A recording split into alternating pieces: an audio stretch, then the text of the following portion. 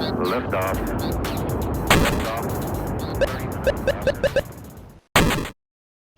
Hey guys, what's up? It's Andrea Rene here, back for another question of the week for We Can Confirm. As you can see, we're not in the studio today. We're hanging out outside, enjoying the ambiance. So let's just get right to it, shall we?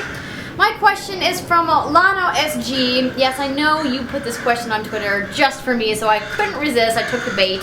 And he asked, what games need a girlfriend mode? So clearly he's referring to the big fiasco with Gearbox and Borderlands 2, and the developer who internally referred to as a new mode called Best Friends Forever mode as girlfriend mode. Essentially what this mode is it's a pared down mode that makes it easier and more accessible for a beginner to get into Borderlands with the shooting mechanics than for some of our more experienced game players out there. Now, I think what his question is really asking is, do we need a girlfriend mode? And I think that this mode is actually something that's really good. There's a lot of people that I know that have maybe never done a first-person shooter before and really want to learn how to play, but have never taken the time to get the hang of the mechanics of it.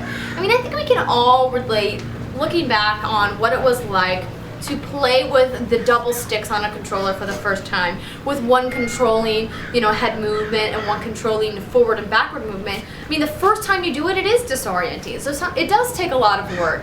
And getting a hold of using the buttons to throw grenades and swapping out weapons and scoping. These are all skills that you acquire through practice.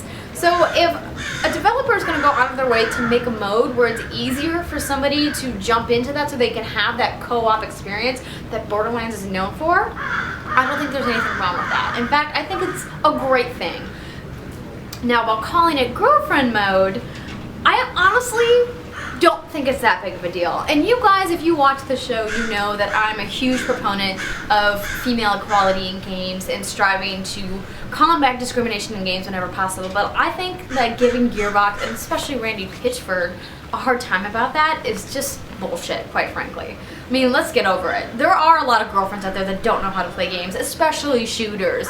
So I really don't think that it's anything to get all up in arms about. I mean, as a woman, I'm not offended by it. So, so what games need a girlfriend mode? I don't think any game needs a girlfriend mode, but I think that if more developers took the time to create a mode that made it easier and more accessible for beginners to jump into the game, especially in the shooter realm like Call of Duty or Battlefield or Medal of Honor or any of those other popular FPS games, I think it would be a good thing. So I would love to see more of them personally, but maybe not called girlfriend mode.